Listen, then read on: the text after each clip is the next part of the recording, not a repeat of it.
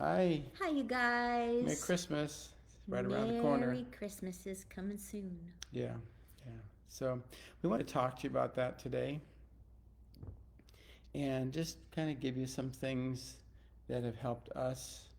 And this is largely Lori's work, almost exclusive Lori's work. You've been doing it with me. Well, with you, but with our family, she's done a really good job of making not only Christmas but other holidays make them merry, make them happy, make them very good memories. As a matter of fact, as we were talking about this a little bit, our four boys, we don't have any girls, but our four boys have picked this up, and now every They year, love Christmas. yeah, they love Christmas. They love to Yeah. decorate. They love more than I do.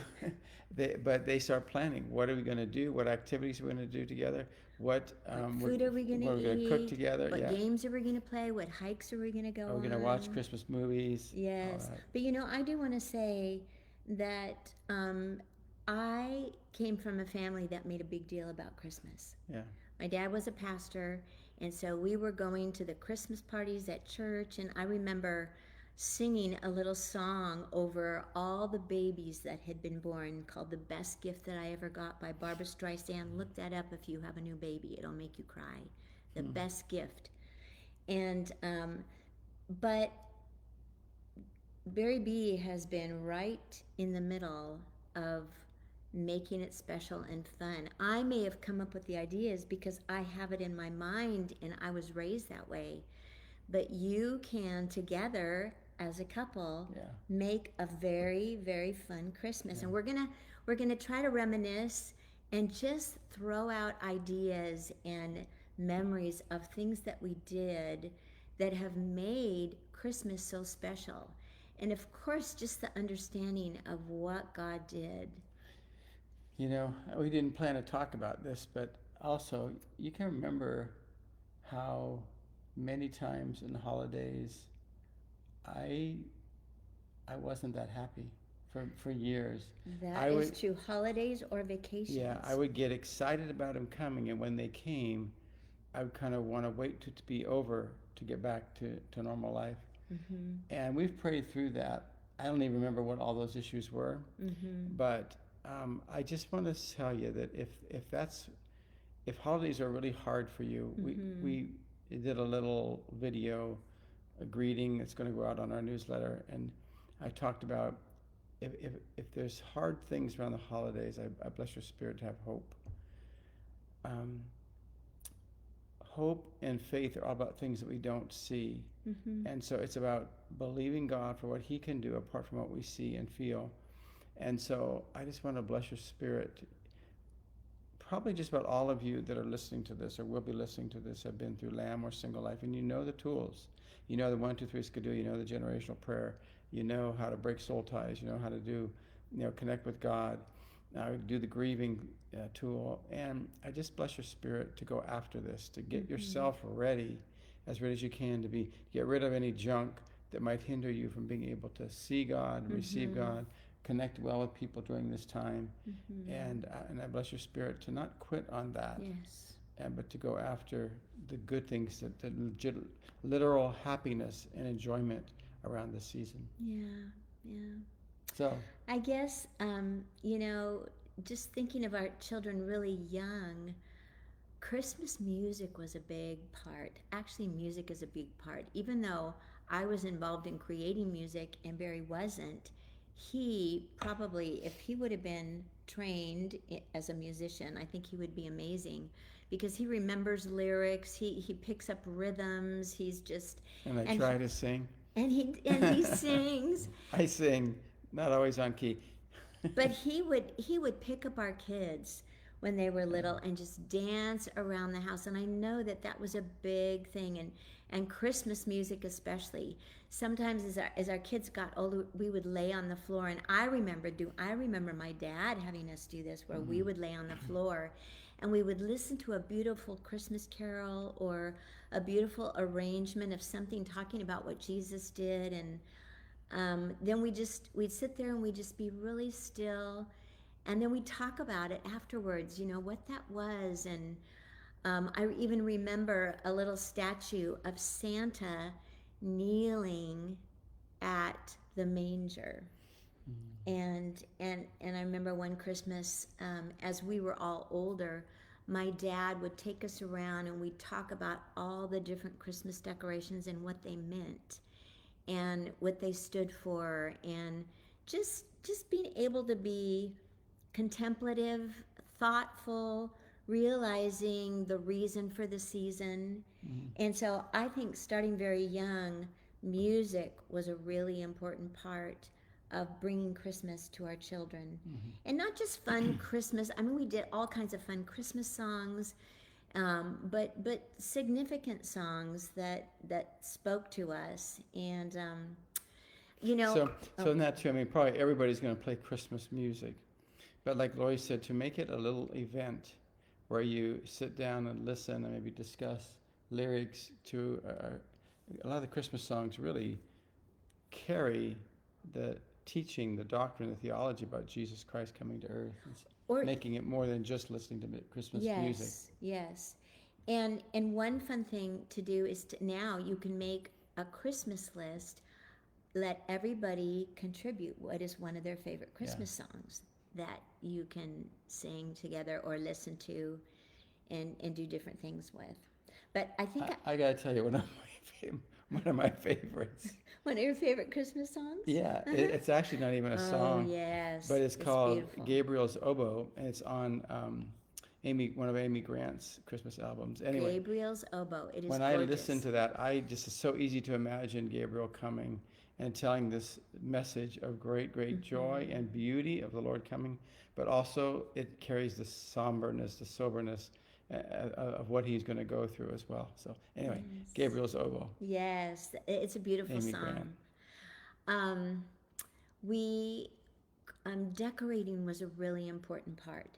We would go out to get a tree. We would all do it together, and it was as our kids got older, we would be there longer because we all wanted the perfect tree. Yeah. And then as we got older and even moved different places, there were tree farms that we could go out to. And then as we... And the boys are running around pushing each other into the trees. Having a good time. Yes. Oh, they had so much fun. But also, just probably in the last 20 years, what we've done here when we've gotten to Redding is on Thanksgiving morning, we get up early and we try to get everybody going, and we put the turkey on and we travel for an hour to Mount Lassen, which is a mountain chain close to us.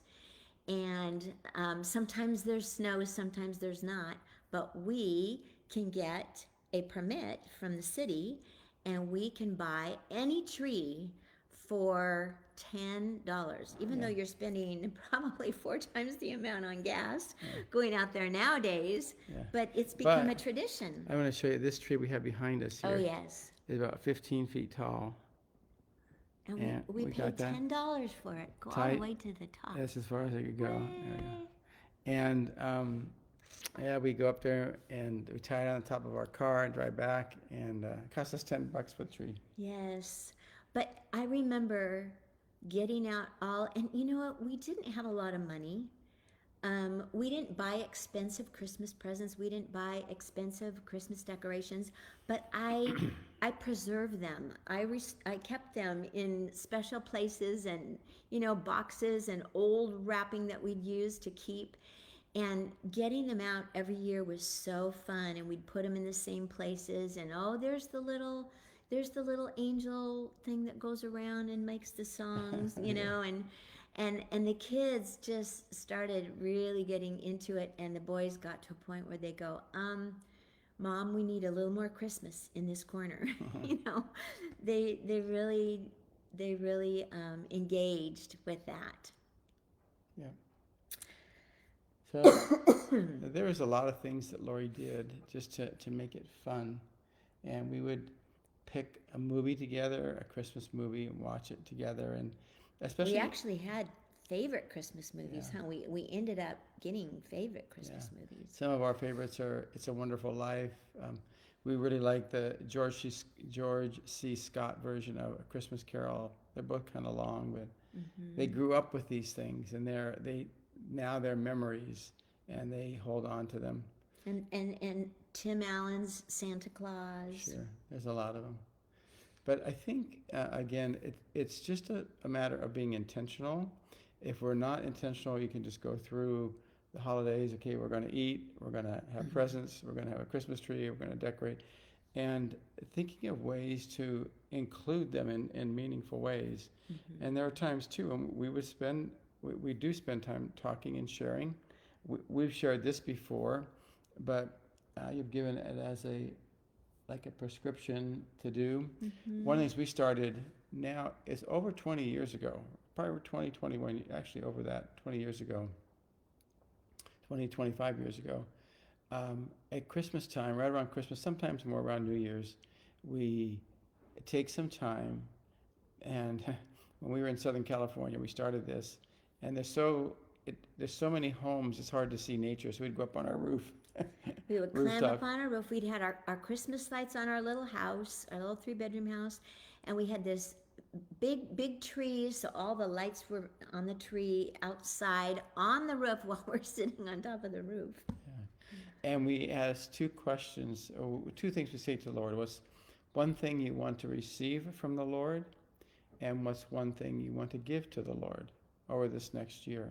And we'd write them all down and keep track of them. I remember the first time we did this, Justin was 16 years old. I think it was the first time we did. I think he was like 15. Or probably when 15, he yeah. did it, yeah. And I'm trying to think, he's 38 now, right? So he'll be almost, anyway, Well, he will be 38 December. Yeah.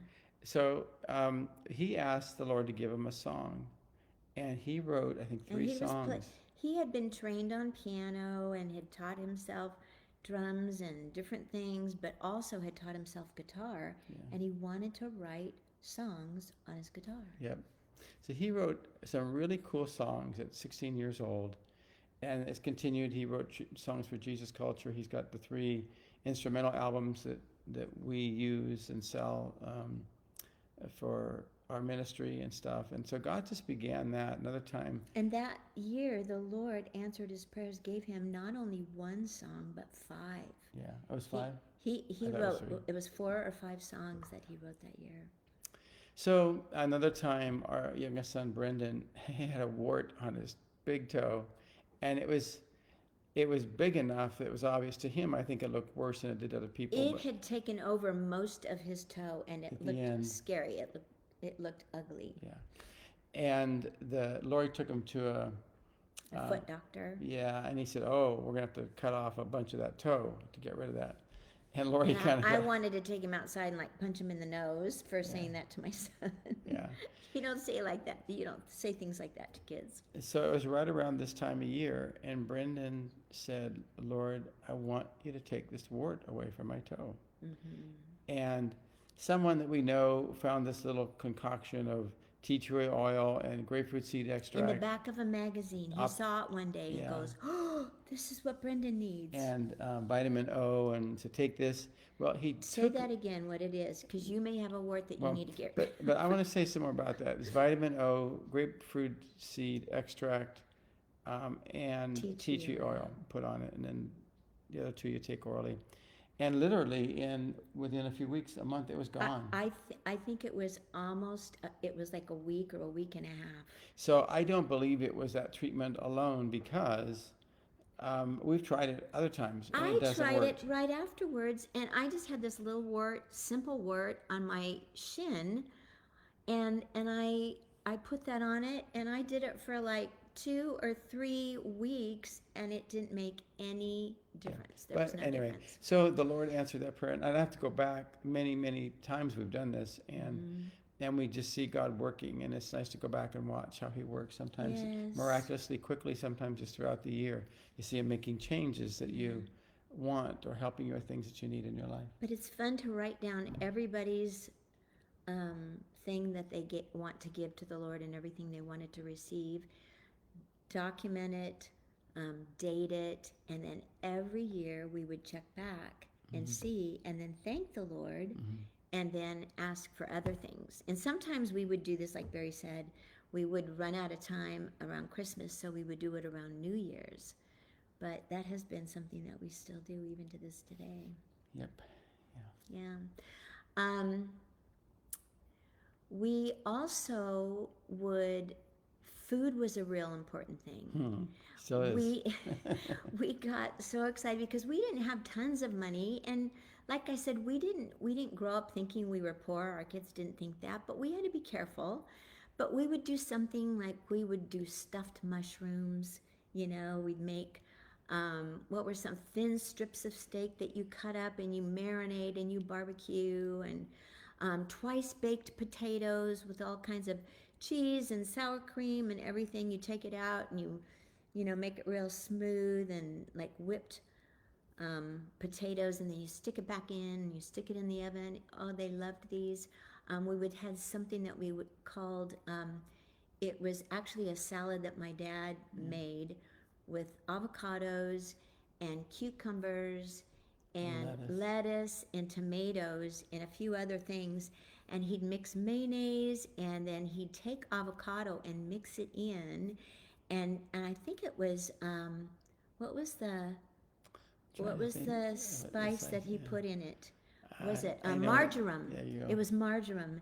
Marjoram, and then some kind of salt, some kind of mixed salt. And he probably put some lemon in it. And, oh yeah, and Knowing him. sometimes we'd even put pickle juice in it. Yeah. But it was the best, and he called it Monday night salad. My dad did, but the boys call it summer salad because we would do it in the summer. But we had this meal that we would all fix together, and then we didn't drink soda pop, but we would get stuff for special things like that, birthdays or Christmas. And then we would lay out, because we'd never let our kids eat all over the house, but we lay out towels, beach towels, and other things to kind of protect the carpeting, and we would lay it out on the floor in front of the TV, and we would watch the Christmas movie that we were choosing. And I think we usually do that. As they got older, we did it on Christmas Eve. So that was a special thing. We didn't allow you eat at the dining room table. You don't eat on the couch. You don't eat in the living room. We never were the kind of family that would watch television while we were eating. But this would be a special occasion where we'd watch, it's a holiday, and we'd watch a Christmas movie, and they get to eat there in the living room. I even remember one time we were so excited because we had decided, we're going to go out to eat at our favorite place on Christmas Eve. And we didn't realize that it was closed. So we were all getting excited.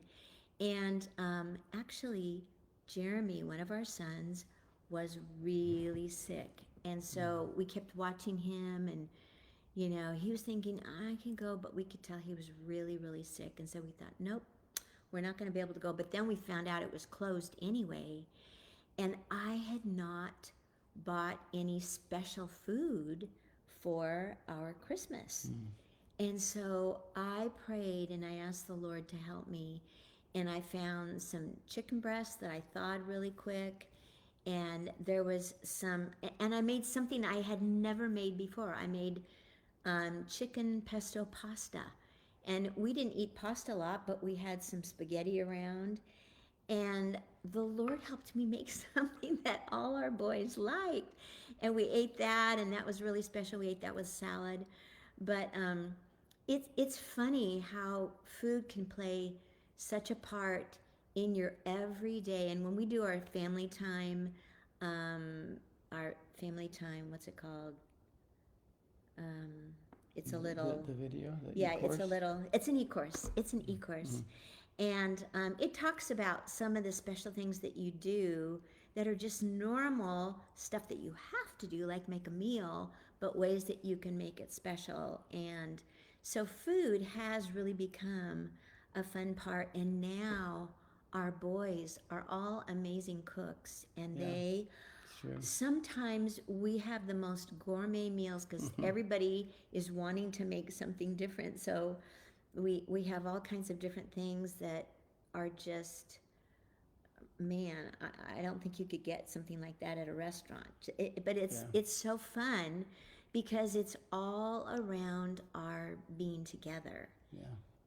One of the other things that was just for fun, our boys came up with what they called the Christmas Olympics. Oh, yes. And they would come up with a whole bunch of different games and contests and things. Actually, Brendan and Justin, did they do that first time? I know Brendan's always been involved in that. And you know He what? loves to do that. We had it here when our kids were older. It was when we first moved to the house, and we had 4 other young men living with us. So they got really good gifts for prizes for who would win the different activities that we do. And oh my gosh, the competition was up the roof.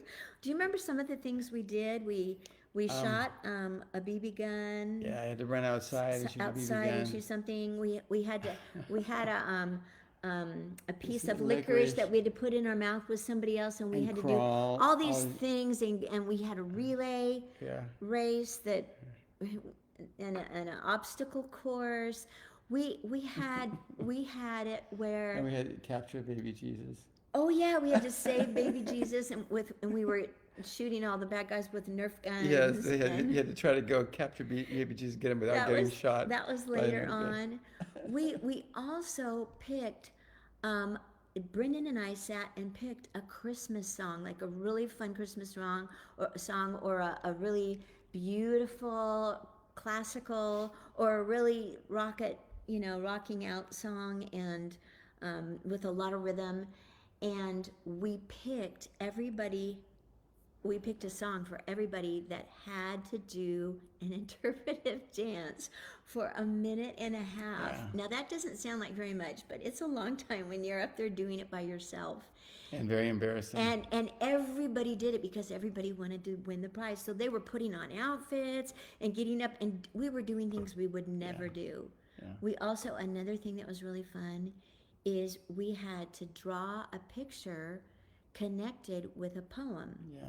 And it was Whose Woods These Are by Robert Frost. And That one was hard for me. I'm not a good artist. There's some Yeah. really good artists in our family, yeah. but it was Yes. fun. But we did that because we didn't want to be sad that Christmas was over. So we did this on Christmas night. After the Christmas dinner is over, all the presents are opened, and you're still just sitting around having fun. But we upped it a little and made it a Christmas Olympics, and then had prizes for people. Yeah. So, but I wanted to say this too.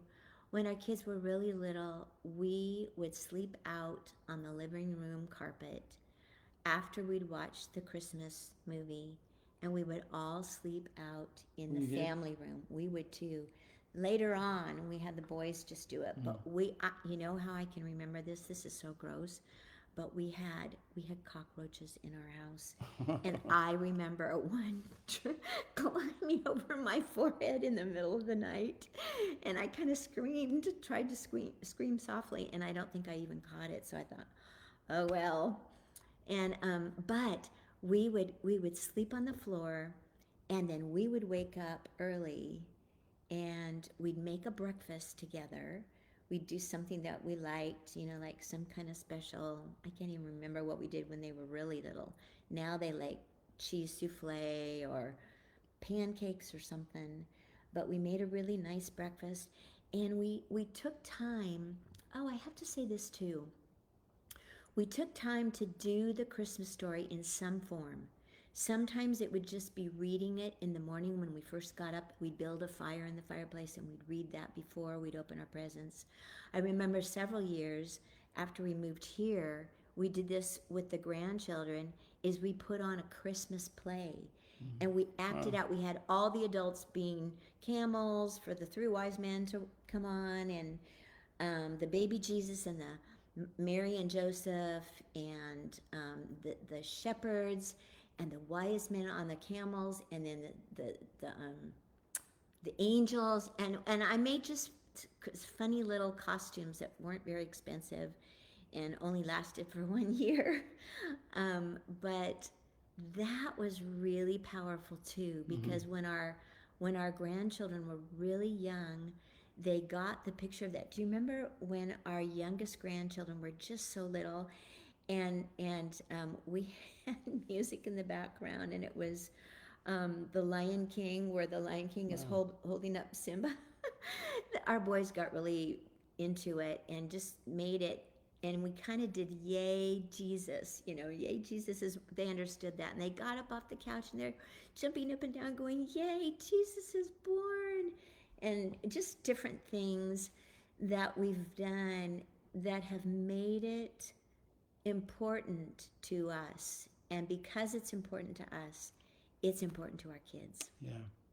So we try to include something like that, making some understanding about the meaning of Christmas, about God coming to earth, to make that important, but also and enjoyable, but also to have fun together as a family and make that important and enjoyable. And we just did the best we could to do those. Lori's real creative and came up with a lot of these ideas, and our boys started doing it.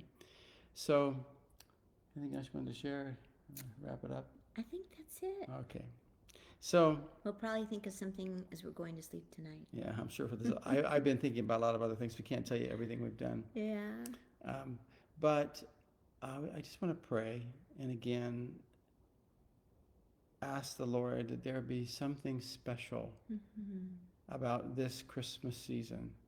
That some way you and hopefully your family, friends, whether you're married or single, your siblings, your parents, or if you're married, you and your children and relatives would encounter God and encounter each other in really wholesome, fun, healthy ways.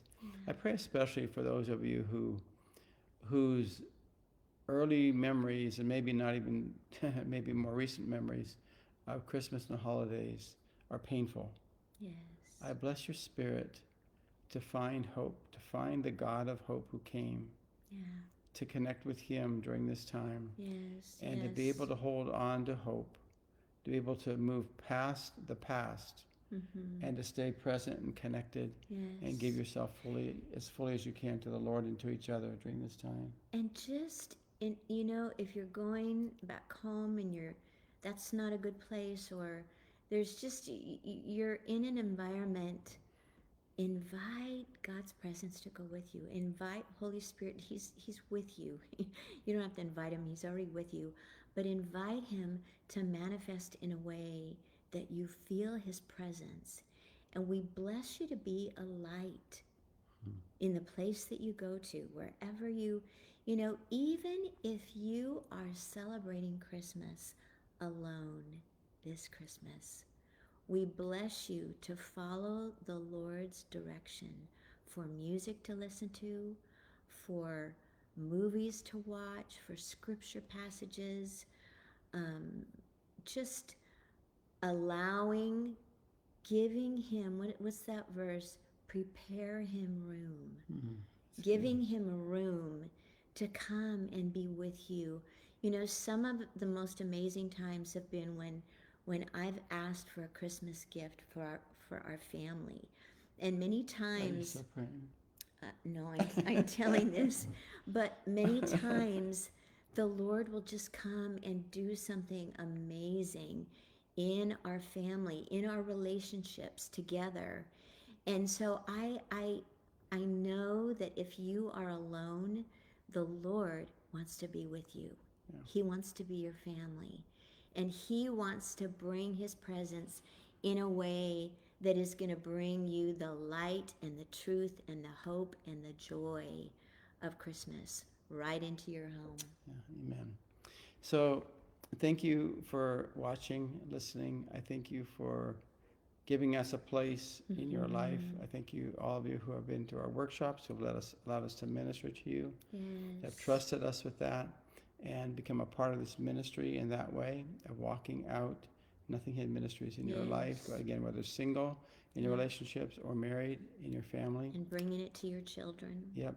Those of you who have led workshops, we thank you for that, for spreading this ministry to other people. Yeah, you are so dear to us. Yeah. So we bless you all. We will be taking off next week between Christmas and New Year's. So this will be our last Facebook Live for this year. Again, we bless you. Wish you a Merry Christmas. And we love you very much. We love you very much. And we look forward to seeing you next year. 2024. All right. Bye-bye.